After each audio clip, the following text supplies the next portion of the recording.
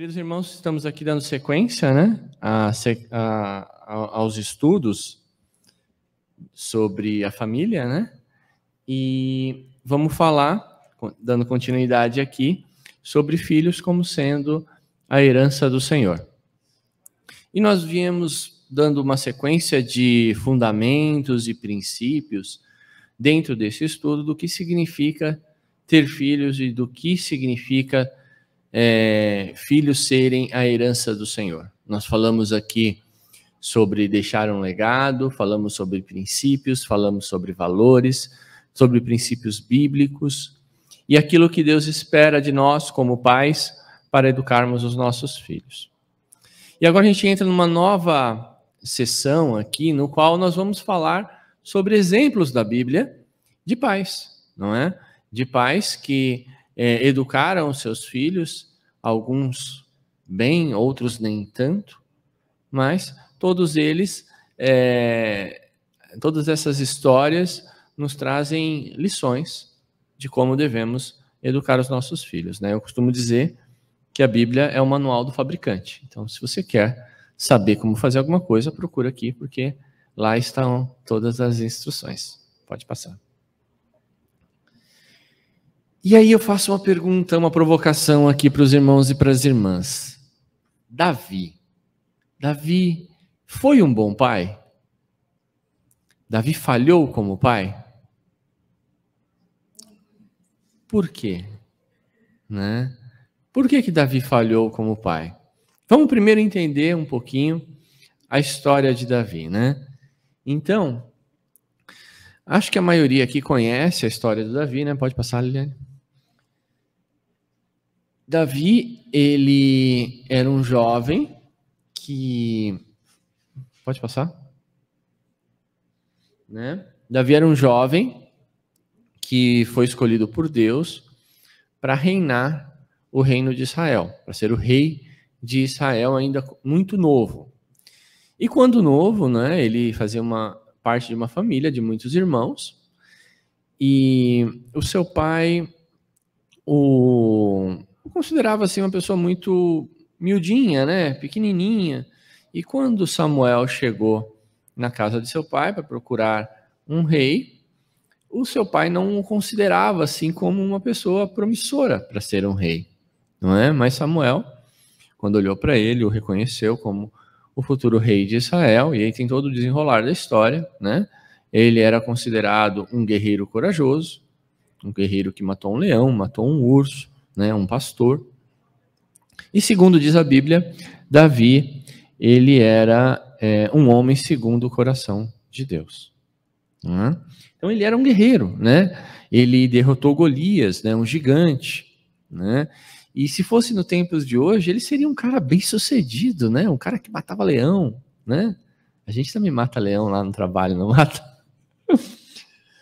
Pode passar. Então Davi foi um guerreiro muito astuto, né? Ele foi profeta e rei de Israel, do povo de Israel. Ele reinou mais ou menos entre o ano de 1006 até 966 a.C., né? Parece meio estranho, mas lembre-se, é antes de Cristo, né? Antes de Cristo, a data vai retroagindo. Então foi ali mais ou menos uns 40 anos que Davi, 40 anos mais ou menos que Davi reinou, né? 40 não, 60 anos, é isso? 40? 90, é isso, 40 anos. 40 anos que Davi reinou em Israel, né? E ele conseguiu estruturar as bases de uma sociedade, né? Tanto foi que essa estruturação criou muito do que a gente vê hoje como o povo hebreu, né? O povo de Israel, né? Então ele é um marco na história bíblica e do povo de Israel. Então assim, ele era um homem de muitos feitos, né? Um homem de muitas conquistas, né? E Davi era considerado, lá em 1 Samuel 17:36, um homem cujo coração de Deus era inclinado ao Senhor, né? Davi era um homem espiritual, cuja vida estava em harmonia com os anseios de Deus. Ele era um homem que ele era poeta, ele era evangelista, ele era guerreiro, então ele conquistou muitas coisas para o reino de Israel, não é? Então, em termos profissionais e espirituais, Davi era de boa, Davi era tranquilo, né? Ele conseguia fazer aquilo que Deus havia planejado para ele e para o povo de Israel. Mas, vamos passar, Lila? Davi teve filhos, né? Ele teve 5 filhos, né? Pelo menos é o que a gente sabe na Bíblia. Provavelmente ele tinha outros, mas o que diz são que ele teve 5 filhos, né? Ele teve Salomão, que foi o seu sucessor, Tamar, que é a sua filha, que era irmã de Absalão, né? Amon e Adonias, né? Adonias é um filho um pouquinho distante, né? É o mais novo, a gente vai falar sobre cada um deles, mas cada um desses filhos tiveram uma história junto a Davi, né? Mas essa história, ela vem em cima de uma criação que Davi teve diante dos seus filhos, né? As atitudes de Davi refletiam diretamente aquilo que tornou os seus filhos homens e mulheres no decorrer da sua vida. Pode passar. E um dos marcos da história, apesar de Davi ser um homem segundo o coração de Deus, né? Davi errou também, né? E o seu pior erro foi o adultério lá com Batseba, né? Vamos ler lá em 2 Samuel 11, de 1 até Samuel 12, 9, para a gente ler um pouquinho da história de Davi. Então, lá em 2 Samuel 11,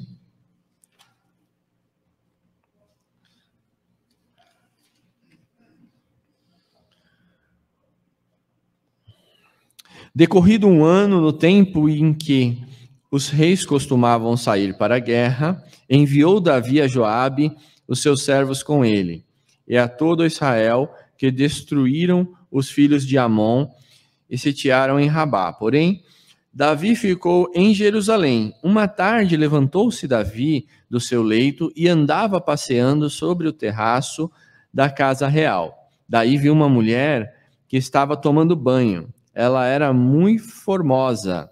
Davi mandou perguntar quem era. Disseram-lhe: é Batseba, filha de Eliá e mulher de Urias, o heteu. Então enviou Davi um mensageiro que trouxeram. Ela veio e ele se deitou com ela.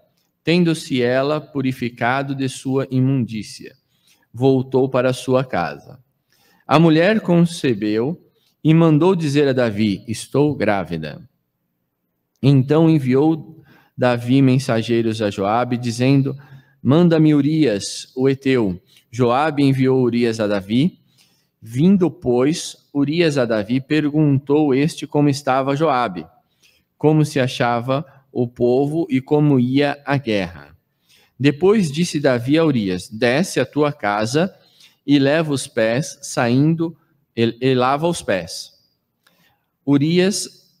Saindo Urias da casa real, logo se lhe serviu de um presente do rei. Porém, Urias se deitou na porta da casa real, com todos os servos de seu senhor, e não desceu para a sua casa. Fizeram-lhe saber a Davi, dizendo que Urias não desceu à sua casa. Então disse Davi a Urias: não vens tu de uma jornada? Por que não desceste à tua casa? Respondeu Urias a Davi: a arca de Israel e Judá ficaram em tendas. Joabe, meu senhor, e os servos do meu senhor estão acampados a ar livre. E hei de eu entrar em minha casa para comer e beber e me deitar com minha mulher? Tão certo como tu vives e como vive a tua alma, não farei tal coisa. Então disse Davi a Urias: demoraste aqui ainda hoje, e amanhã despedirei Urias, pois ficou em Jerusalém aquele dia e o seguinte. Davi convidou e comeu e bebeu diante dele. E o embebedou. Tarde saiu Urias a deitar-se na sua cama com os servos de seu senhor, porém não desceu à sua casa. Somente até aqui, irmãos. Então aqui acontece o principal erro da vida de Davi, né? Davi, apesar de rei, de ter qualquer mulher ali do reinado à sua disposição, naquela época era comum os reis terem várias mulheres, ele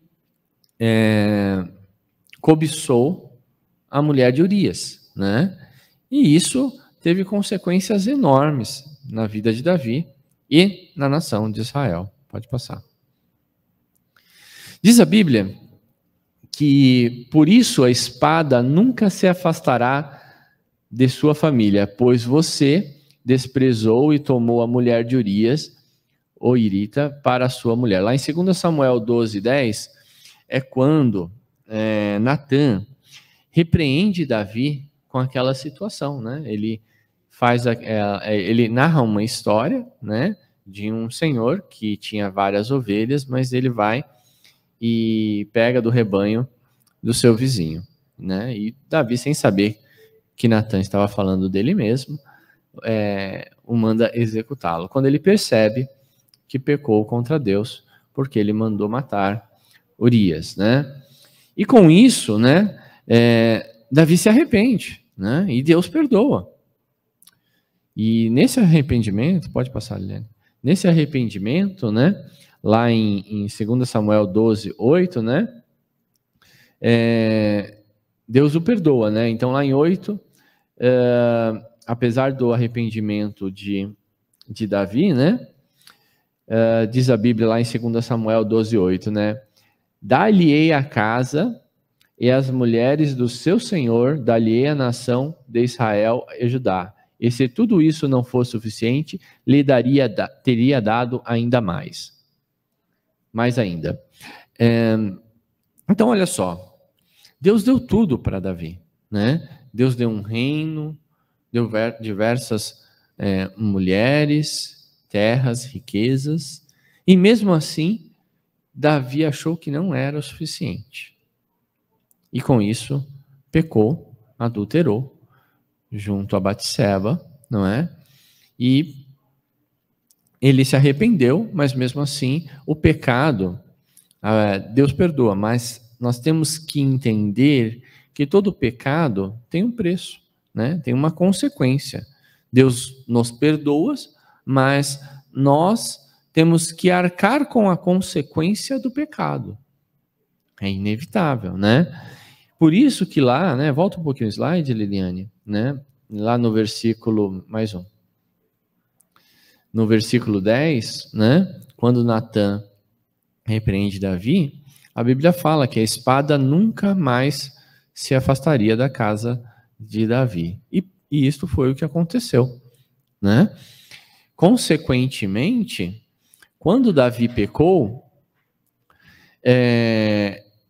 ele acabou perdendo o seu primeiro filho, o seu filho com Batseba, né? Batseba estava grávida, e lá no versículo 11, né, de 2 Samuel 12, diz assim: assim diz o Senhor, da sua própria família trarei desgraça sobre você, tomarei as tuas mulheres diante dos teus próprios olhos e a darei a outro, e ele se deitará com elas em plena luz do dia. Então esse foi o primeiro preço do pecado que Davi teve que pagar, não é? Então Davi disse a Natã: pequei contra o meu senhor. E Natã respondeu: o Senhor o perdoou do seu pecado, você não morrerá. Então, mesmo diante do pecado tão grave de Davi, perante Deus e perante a nação de Israel, né, Deus o perdoou, porque ele se arrependeu do fundo do seu coração. Mas conforme eu indiquei, mesmo que Deus nos perdoe diante dos nossos pecados, nós temos que entender que há uma consequência. E a consequência está ali no versículo 14. Entretanto, uma vez que você insultou o Senhor, o menino morrerá. E aqui eu queria fazer uma pausa aqui, irmãos, né? Aqui é uma classe de família, né? Uma classe de casais e de família. Nós falamos aqui diversas vezes das nossas atitudes como pais e como isso afeta a vida dos nossos filhos, inclusive os nossos pecados. Então, é incrível que eu ontem estava no barbeiro cortando o cabelo, né? E aí falando do meu filho com o barbeiro, tal, explicando fase de adolescência, né? Esse negócio muito louco que é a adolescência. Aí eu perguntei: você tem filhos? Ele falou: não, mas pretendo ter. Eu não sei como é que é, mas deve ser muito legal. Eu falei: realmente. Filho é um bichinho assim esquisito, né? Que apronta, você ama mais do que tudo, né? E mesmo assim, quando a gente tem um filho nos torna pessoas melhores. Por que nos tornam pessoas melhores? Porque você percebe que as atitudes que nós temos afetam diretamente a ele. Coisas que nós faríamos se não tivéssemos filhos, não fazemos mais, porque nós temos uma responsabilidade diante de um pequenino, né? Temos uma responsabilidade de criá-los no caminho do Senhor, e isso nos faz uma pessoa melhor, porque sabemos que se a gente falar, mas não fazer, eles não vão ouvir o que a gente fala, não é? Então, olha só a consequência do pecado de Davi, né? Ele perdeu o próprio filho, né? E diz a Bíblia que ele entrou em uma depressão muito forte, né? Se comoveu muito com a situação da doença do filho, e depois que o filho morreu, não tinha mais nada a ser feito, ele levantou, se alimentou e foi louvar a Deus. Mas olha só a consequência, né? Lá no versículo 10 diz que a espada nunca mais se afastará da casa de Davi. E quando fala casa, gerações. E é isso que a gente vai ver aqui. Pode passar. Vamos falar dos filhos de Davi, né? O primeiro filho de Davi que a gente vai falar aqui, a gente vai falar de Amon, né? Amon era o filho que, pela genealogia, como é que fala? Real, né? Seria o filho que herdaria o trono de Israel. E da mesma forma que Davi pecou na sexualidade, Amon também. E pior, né? Era proibido naquela época, e até hoje ter relações com irmãs. Coisas que em outros povos não acontecia, né? Por quê? Orientação de Deus de que, e sabedoria de Deus, né? De que hoje nós sabemos que geneticamente relações entre irmãos causam problemas, né? E criaria uma nação fraca, né? Então, os mandamentos de Deus era de que não houvesse relação entre irmãos. Isso é um dos motivos que a nação de Israel se ergueu, né? Mas Amon, ele não via dessa forma, né? Ele desejou a sua irmã, né? Que é cadê que é o nome dela? Esqueci. Tamar. E ele fingiu estar doente, né, em sua cama, pediu para Tamar preparar um jantar. Quando ela chegou no quarto dele, ele a estuprou, né? Então, olha só, diz lá em Samuel 12:10, né, que a espada nunca se afastaria da casa de Davi, né? O seu irmão, Absalão, né, que na verdade, Tamar era meia-irmã de Amon, né, era meia-irmã, mas Absalão era irmão de pai e mãe, né? Depois de alguns anos, depois de 2 anos, né, Absalão assassinou Amon, né? em vingança ao estupro da irmã. Então, Davi ficou furioso, né? Ele ficou extremamente irritado com o fato de Amon ter se deitado com a irmã, mas não fez nada, né? O que Davi fez naquele momento, né? Botou panos quentes, né? Não é meu filho fazer o quê, né? E consequentemente, Absalão o matou, né? Então ele ficou afastado do reino, né? Ele perdeu os seus direitos de príncipe, que ele era príncipe, Amon, ficou afastado do reino. E depois de 2 anos, né? Absalão armou uma emboscada ao irmão e o matou, né? Então essa é a história de Amon. Pode passar.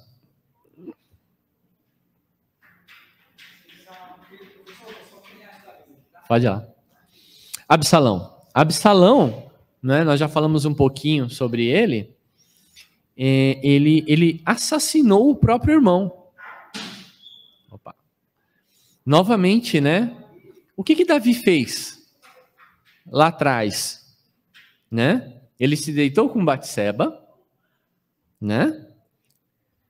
Amon também se deitou com a irmã e assassinou Urias, e Absalão assassinou o próprio irmão, não é? Além disso, né? Absalão armou um golpe para tomar o reino de Israel. Então ele armou um motim ali com parte do povo de Israel para tirar Davi do poder. Por quê? Porque Amon era o filho primogênito que herdaria o trono, né? Então, olha só a consequência do pecado de Davi na vida da sua família e dos seus filhos, né? Aí você fala, poxa vida, Absalão era uma pessoa má. Será que ele era uma pessoa má? Ou será que ele só estava seguindo os passos do seu pai? Não é? Ele almejava poder, ele era uma pessoa muito vaidosa, diz a Bíblia, né? Mas, mesmo assim, né, mesmo diante dessa situação, Davi o amava. E é o que eu estava falando agora há pouco, né? Filho é um bichinho esquisito. Que não importa o que eles façam, a gente vai amar de todo o coração, a gente vai fazer tudo que for possível por eles, né? E Davi não era diferente como pai. Davi amava Absalão, né? Absalão armou um golpe contra Davi, né? E os seus homens o derrotaram, né? Os homens de Davi derrotaram Absalão. Absalão começou a correr e ficou preso pelo cabelo. E apesar da ordem de Davi de não ferir Absalão, que era o seu filho, os homens de Davi o mataram. Então, novamente, a espada caiu sobre a cabeça da família de Davi. Decorrência tudo do quê? Pecado. Adonias, né? Adonias é o filho mais novo que nasceu depois da morte de Absalão, né?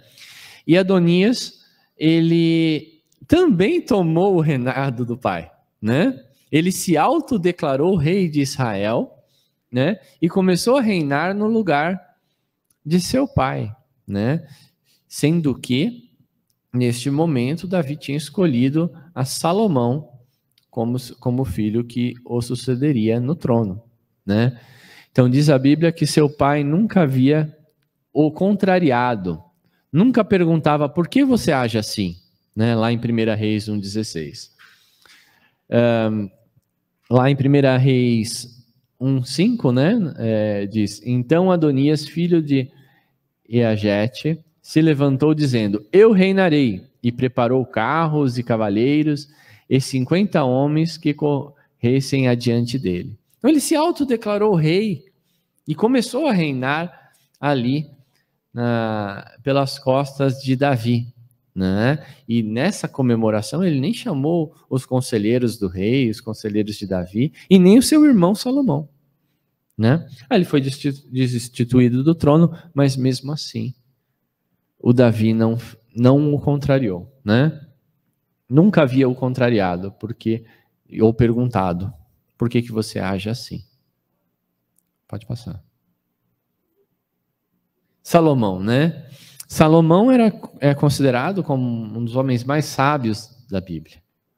Mesmo assim, eram homens que dizem que Salomão tinha mais de 1000 mulheres. Meus irmãos, irmãs, dá uma tampadinha de ouvido aí. Você consegue imaginar um homem com 1000 mulheres? Eu não dou conta de uma. Eu não dou conta de uma. 1000 mulheres.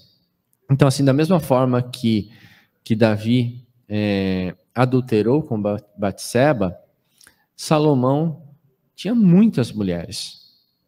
Apesar de naquela época ser permitido aos reis que tivessem várias mulheres, 1000 mulheres eram muitas. E o pecado de Salomão foi que ele tinha várias mulheres porque ele fazia alianças políticas. Aí cada vez que ele fazia uma aliança, ele, para firmar esta aliança, pegava a filha dessa pessoa que ele fazia aliança e tornava sua mulher. Qual que é o problema com relação a isso? Esses acordos eram comuns, mas o problema é que não tinha critérios. Então, as mulheres que vinham para dentro do oásis de Salomão eram mulheres de culturas completamente diferentes, de deuses completamente diferentes, hereges, né? Isso trouxe um peso aos descendentes de Salomão, né? Então nós falamos aqui, né? Então vamos dar uma lidinha ali só para a gente ter base bíblica aqui em 1 Reis 11:3, para entender um pouquinho mais a história de Salomão.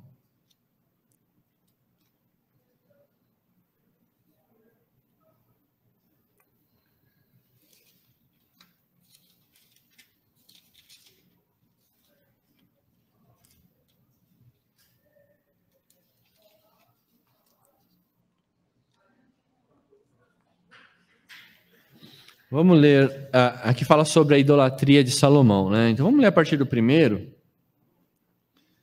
até o verso 4, para a gente entender aqui a consequência das 1000 mulheres de Salomão, né? Ora, além da filha de Faraó, amou Salomão muitas mulheres estrangeiras, moabitas, amonitas, edomitas, sodomitas, tudo quanto é itas que vocês podem imaginar, meu irmão. Etéias, mulheres das nações que havia o Senhor dito aos filhos de Israel para não se casar. Nem casai elas convosco, pois vos perverteriam o coração, para seguirdes os seus deuses. E esta se apegou a Salomão pelo amor. Tinha 700 mulheres, princesas e 300 concubinas. Era muita mulher, gente. E suas mulheres lhe perverteriam o coração. Sendo já velho, suas mulheres lhe perverteram o coração para seguir outros deuses. E o seu coração não era todo fiel com o Senhor, seu Deus, como fora o de Davi, seu pai. Então, só até aqui. Então, assim, foi o que eu indiquei, né? Então, o problema de Salomão foi esse, né? Ele casou com mulheres de outras nações, que traziam outras culturas, outros deuses, e isso teve consequências, e no final da sua vida, ele se inclinou a outros deuses, não é? Então, assim, o Senhor, e ele fez o que o Senhor reprova, pois Deus já havia dito que o rei de Israel não deveria ter várias esposas. Então, olha só, né? Apesar de ser comum ter várias esposas diante dos outros reinados, no caso de Israel, Deus tinha determinado que teria só uma esposa. Entendeu? Então, pode seguir. Então, respondendo aquela perguntinha lá, Davi foi um bom pai? Me parece que não, né? Mas por que ele não foi um bom pai? Né? Ele não foi um bom pai, primeiro, porque ele pecou, né? Todos nós pecamos, mas o pecado de Davi foi muito grave e serviu como exemplo para os seus filhos. Segundo, né? Davi, ele era um guerreiro astuto, muito inteligente, um mestre em batalhas, um rei muito firme, mas com os filhos ele era muito mole, né? Então faltava a ele pulso firme. Então a gente vê em todas as situações dos filhos dele, de que ele não sabia falar não. Ele não sabia frustrar os seus filhos. E com isso, ele criou um monte de princesinhos mimados, né? Amon era mimado, que se deitou com a irmã. Absalão era mimado, vaidoso. Por quê? Porque nunca recebia um não, né? Adonias, que também se autoproclamou rei, diz a Bíblia que Davi não o contrariava, não é? E então eu pergunto para os irmãos aqui, qual foi o maior erro de Davi, né? O seu adultério ou na educação dos seus filhos? Ou ambos? Oi. Eu vejo o Davi como um pai omisso. Eu acho que foi a pior característica dele, a omissão. Porque quando Amon pecou, ele não puniu devidamente como estava a lei. Sim. E quando Absalão matou seu irmão, ele expulsou Absalão da sua presença. Absalão ficou por 12 anos distante do pai, tentando uma reconciliação, tentando ir na presença do rei, se explicar, e Davi não aceitou. Tanto que a Bíblia fala que quando Absalão morre, aí Davi chora, se desespera, porque eu amo meu filho, eu amo minha filha, só que ele não, nesse meio tempo, ele não procurou ouvir a versão do irmão, né? Ele não procurou se entender com aquele filho, e ele, para mim, a pior característica dele foi a omissão, de um pai omisso, de um pai que não quis depois ver a versão do seu filho ali. Ele fugiu do problema, né? Ele fugiu do problema. Eu acho que ele fugiu do problema, sim, né? Nós temos que trazer, sempre que a gente interpreta a Bíblia, sempre que a gente lê a Bíblia, a gente tem que trazer o contexto histórico daquela situação, né? Então, quando Amon pecou, né? Se deitou com a sua irmã, estuprou a sua irmã, não foi Davi que tomou uma atitude de expulsar Amon do reinado, né, de tirar os seus direitos de príncipe. Foi os conselheiros, foram ali as pessoas que estavam em volta de Davi. Como rei, ele era pai, mas ele também tinha uma responsabilidade ali como gestor daquela nação. Então ele não poderia simplesmente falar, não, meu filho, vem aqui, né? Talvez, estou apenas especulando, irmã, em decorrência desta posição, Davi não poderia ter o seu filho ali por perto, porque era um filho que tinha ido contra as leis de Israel. Eu não julgo o coração de pai de Davi, porque eu acho que, como pai, a gente nunca deixa de amar um filho, né? Mas o seu erro principal, né, foi o seu pecado com Batseba, né? E quando a Bíblia fala de que Davi não contrariava os filhos, né? Criou Absalão vaidoso, criou Amon como um filho prevacarira. Nossa, não sei falar isso não. É isso aí que ela falou. Então, assim, né? E volta um pouquinho naquele slide de Amon, Liliane, por favor. Bem lá atrás, bem lá atrás. Amon, né? Amon, ele tinha um amigo, Jonadab, né? E que era filho do irmão de Davi, era seu primo, né? E olha só, um cara totalmente influenciável, né? Amon era totalmente influenciável, né? Então, Jonadab falou para Amon, vai lá, já que você gosta da sua irmã, e se deita com ela, você é príncipe, você é filho do rei, você pode fazer qualquer coisa, né? Então, dizem aqueles ditados, né? Tempos difíceis fazem homens fortes. Homens fortes fazem momentos fáceis. Momentos fáceis fazem homens fracos. Em momentos difíceis, lá na vida de Davi, né, quando ele era jovem, o tornou um homem forte, né? Mas ele, forte, criou um tempo fraco. E criou filhos fracos, influenciáveis, né? Muito por aquilo. Nossa, já viu aquelas histórias, né? Quantos de nós não fazemos? Eu sofri tanto quando era criança, meu filho não precisa sofrer tanto. Fui privado de tantas coisas, por que eu vou privar meus filhos dessas coisas? Não é? Pode voltar lá naquele slide. Então, é principalmente aqui, irmãos, que a gente tem que trazer uma reflexão, né?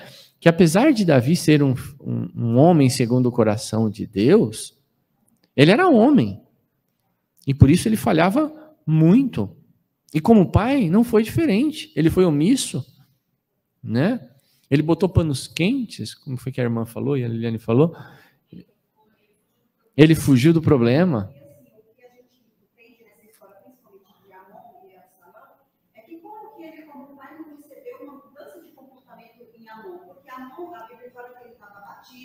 Ele estava emagrecendo e ele tramou e pediu para o próprio rei: manda a minha irmã vir aqui fazer pano para mim, porque eu quero comer da mão dela.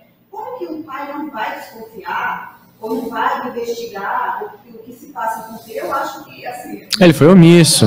Ele foi omisso. Davi já deveria estar desconfiando de alguma coisa ou pensando de alguma coisa, só que ele não tomou nenhuma atitude. E o fim disso foi um trágico. A menina foi estuprada, ficou, né, nunca mais pôde ter um casamento, porque naquela época uma mulher que mulher perdesse a virgindade era extremamente grave.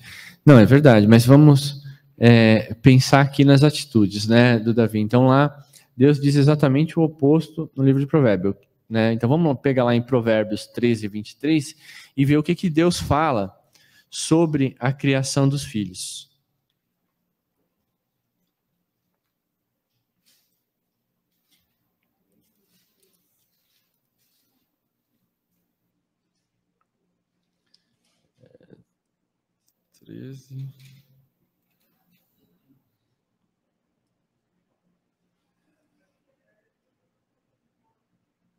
Nossa, acho que está errado. De vocês também tá. Não é esse não, né? Acho que eu copiei errado. 24? Ah, sim. Vamos lá, vamos do 23 em diante até 24. O que retém a vara aborrece ao seu filho, mas o que o ama cedo o disciplina. É 24. Só uma correção aqui. Tá? Mas ali, quem se nega a castigar seu filho não o ama. Quem o ama não hesita em discipliná-lo. Era esse o versículo que eu estava procurando. Acho que não é Provérbios, tá? É Provérbios? A versão é outra, é isso? É isso. Então lá em Provérbios 24, é 24, né? Quem se nega a castigar seu filho não o ama.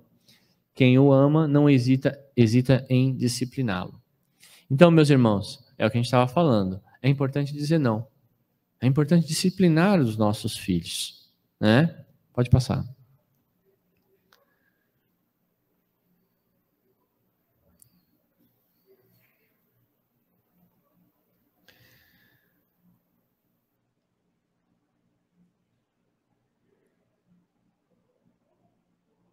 Então vamos lá. A repressão produz frutos bons na vida daqueles que se deixam exercitar por ela. Em virtude disso, cabe aos pais não poupar os filhos de repressão sadia sempre que necessário. Por isso, é para o bem deles. Então, sim, é difícil disciplinar um filho? Difícil demais. Os irmãos aqui estão tendo o primeiro filho, né? E os irmãos ali também, né? Vocês não têm noção como é que é difícil disciplinar um filho. Dói na gente, né? Eu me lembro, o primeiro tapinha na bunda que eu dei no meu filho doeu mais em mim do que nele, né? De fralda ainda, ele nem sentia, né? Porque a fralda se dá um tapinha. Mas deu um negócio assim, eu falei, não acredito que eu bati no meu filho. Mas é necessário, dói mais na gente, né? Quantas vezes, né, na hora de disciplinar meu filho,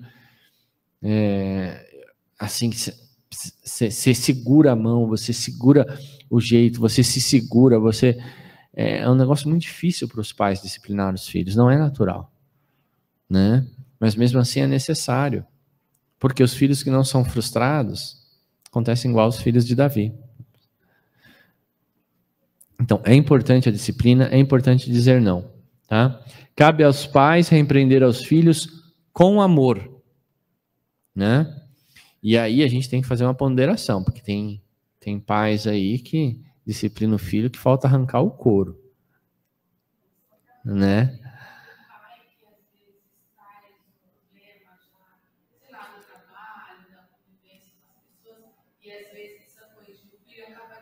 Descontando no filho, por causa de uma... Sabe aquele negócio do copo d'água, né? O pai tá o dia inteiro, o pai, a mãe, né? Não tô falando pai, mas é os pais. Tá lá o dia inteiro, passando por situações no trabalho, ou então em casa, aquela loucura e tal, e aí o filho vai e faz uma macarrãozinha desse tamanho, é a gota d'água para você transbordar o restante do dia, né? E você exagera. Por isso que a gente tem que disciplinar os nossos filhos, mas sempre com amor. Sempre dizendo para eles como não fazer, deixar os recursos mais radicais para últimas situações, entendeu? É importante disciplinar, sim, mas com amor. Né? E lá em Mateus 7, 9 e 11, vamos ler lá? Dizer não também é uma atitude de amor.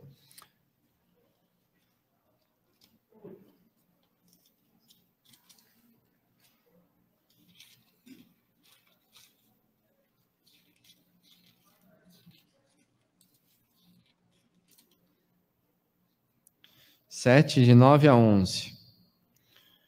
O qual entre vós é o homem que, se porventura o filho lhe pedir pão, lhe dará pedra?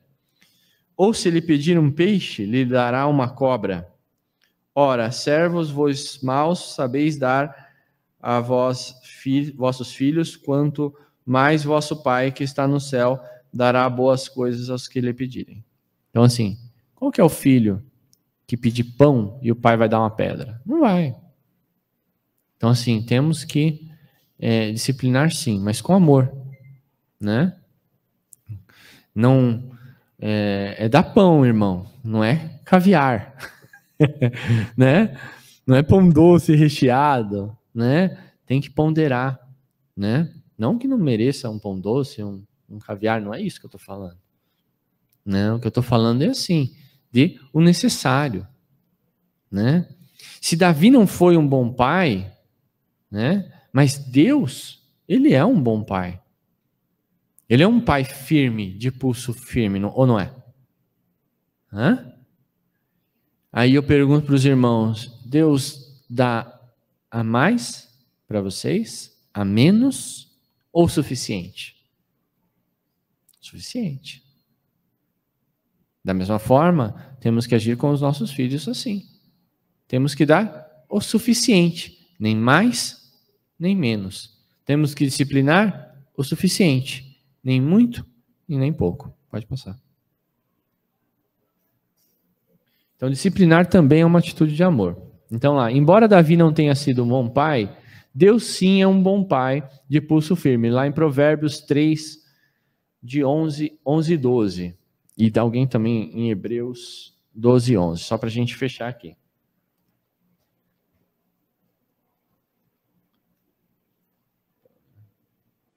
Provérbios 3.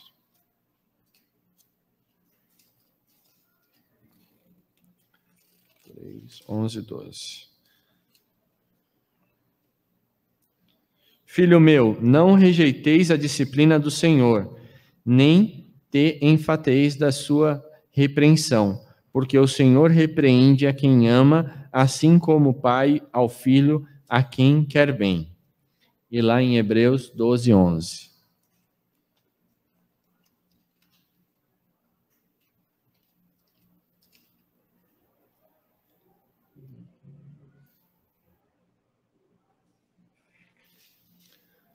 Hebreus 12.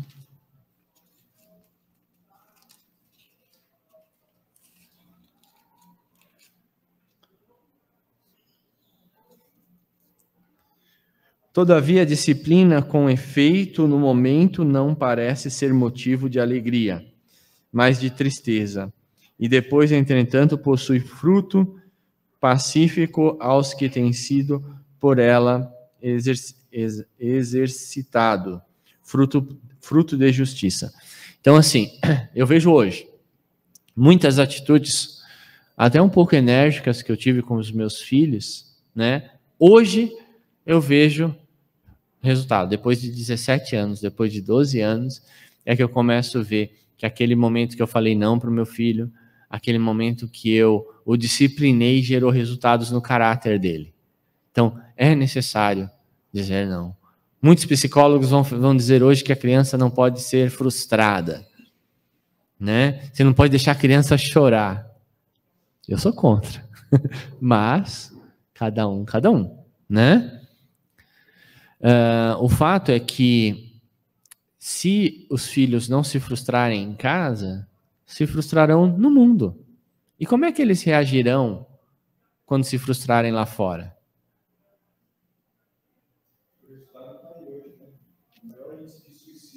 Índice de suicídio. Por que isso? Porque são crianças que não podem ser frustradas. Nós falamos, acho que há 2, 3 lições atrás, sobre o pós-guerra, né? Sobre os nossos pais que viveram na Segunda Guerra, os nossos avós, que viviam um momento de escassez, e os nossos filhos não sofrem escassez. Pode imaginar aquilo que está acontecendo hoje na Ucrânia, né? Na Ucrânia e na Rússia. De que crianças estão se precavendo dos seus lares, de coisas básicas, né? Para a vida, criam nações fortes, né?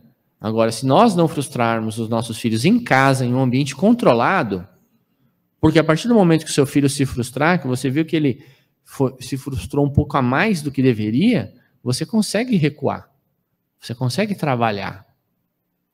Mas e se você não frustra em casa, que você está ensinando, que está no ambiente controlado, como é que vai ser quando ele se frustrar no mundo? Como é que vai ser quando a primeira namorada o rejeitar? O primeiro namorado?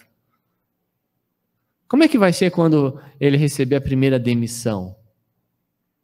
Será que ele vai agir como um filho mimado, chorando e batendo o pé?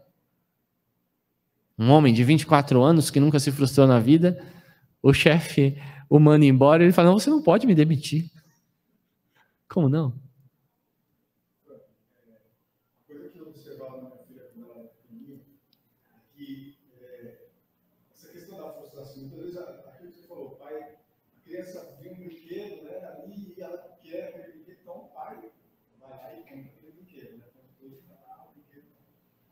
E duas situações, porque se você, por exemplo, não dá o brinquedo, não vou dar por questões financeiras ou porque não é o momento, entendeu? E aí você acha que está frustrando o teu filho. Mas o que eu percebi, por exemplo, na Isa, quando eu não dava o brinquedo naquele momento, é que era questão de, assim, horas depois, ela tinha esquecido. Não, sabe? E quantas coisas ao contrário, né? Quantas vezes eu não comprei um brinquedo pro meu filho, eu chegava todo empolgado em casa, falei, nossa, 10 minutos estava de lado, né? Então, exatamente isso que eu ia falar. E mesmo quando você dá o brinquedo, 2 dias depois o brinquedo está levado no canto. Então, essa ideia de que não vou dar para frustrar meu filho, a criança está ainda desenvolvendo seus sentimentos. Exato.